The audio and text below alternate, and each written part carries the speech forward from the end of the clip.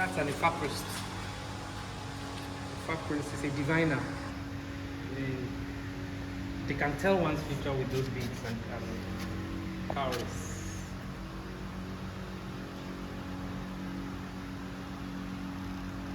What is a diviner exactly? Yeah, the history of Ifa has to do with more like animism. You, like for instance, you go to them, they will ask you to speak what you want into the cowries, and they will perform their ceremonies and incantations, and they will tell you exactly. It's like they communicate with the spirits of our ancestors, and they will tell you exactly what is required of you and what they see about you, the future. We have a lot of this in Benin. A lot of the factories in Benin. We all equally have them here. But we have the negative forces. The ones that tap into the negative, those are the ones that can actually do like black sorcery. So those ones are bad. They tap into the negative energy. But traditionally, the origin of Ifa is just is the worship of our ancestors. And Ifa is the god? Yes. Okay.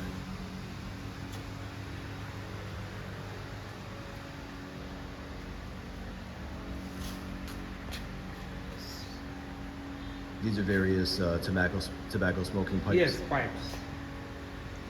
Do they smoke anything else outside of tobacco? Yeah, I mean, some are, not all of them are legal. I mean, we still have those that take marijuana, LSD, cocaine, but those ones are not legal. Lately, they just legalized, I think it's marijuana, one of them. One of them. But LSD. tobacco is normal. Yeah. I didn't know that they practiced LSD in some of these rituals. Because LSD is fairly recent. I think it came out in the 60s or something. Yes, I mean, but a lot of people still take it, but secretly. Yeah. It's not legal. Should we look at these? Yes, this is a three-headed deity. It's a kind of idol. It depicts a god, a particular tribe in Togo worship. Washi? They call it the three-faced god. So the worship, predominantly traditional worship is what is common in Togo. Just recently Christianity is beginning to come up. So Christianity is still starting to take over. Yeah, it has been there, but it hasn't been popular. Oh, okay. More of tradition. Is it becoming more and more popular? Yeah, now it's becoming more and more popular because Interesting. a lot of churches, denominations keep coming up. I know the one, there's this goddess, but it's mostly the southern part of Nigeria that worships that particular goddess. And it's the same one as this one? Yes, most of us here in West Africa, our cultures are related. Before now, there was a kind of immigration that cuts across the whole West Africa. Because most of the traditional worship, most of the gods are depicted the same way. Now here they worship the marine spirit. They also have that mermaid and they serve water. So he's a marine spirit? Yes. People actually get initiated in order to get wealth. Say it gives wealth, like if you are doing a kind of business and want to move forward, to worship it, to bless it. And a lot of people here have reasons for doing that. This is a fertility god, god of agriculture, goddess of agriculture. But these ones are just artifacts to depict them. The active ones are in the shrines. When people come, they bring gifts, offerings and things. So if they had one of these, it could be put in a shrine and they can activate this.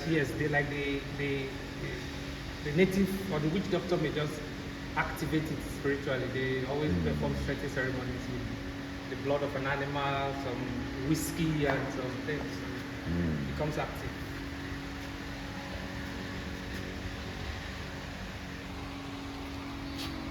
Right.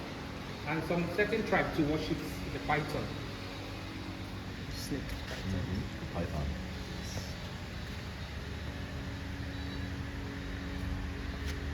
These are basic, a lot of traditional, we use a lot of this for traditional medicine. Like for instance, I think this is sulfur. Uh,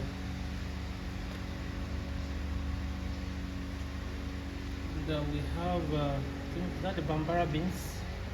We also have like a woman that just gave, look, this is sulfur, sorry for that. This one is this a yellow sulfur, one here. yes. I think a woman that just newly gives birth, they prepare very hot water with this particular seed. It helps heal and clear the stomach. Yes. Here we call it a soup. Eso. So yes.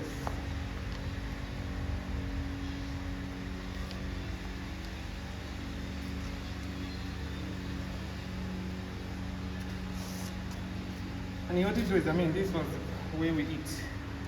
Our plates were like calabash. Oh yeah. But now modernization has taken over some things. Did you eat out of calabashes when you were a child? No, I didn't.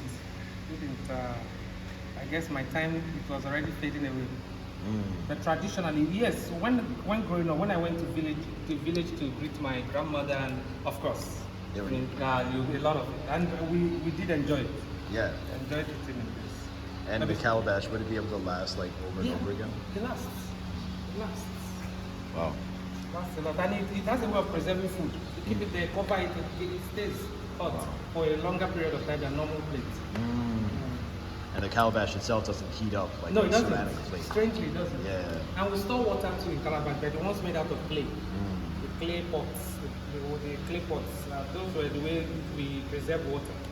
You dig the ground, bury it halfway, store water, it remains cold. Wow. I mean, it was amazing growing up to see all those things. And a lot of these were also used for incantations and. Yes, most of them, like if you have a certain problem or maybe ailment, and you meet a chief priest, they may, depending on what the ailment is, they require you to buy one of these things. You see a lot of it at the fetish market. Okay. Whatever you need is there. That's our traditional pharmacy. Okay. Sounds good.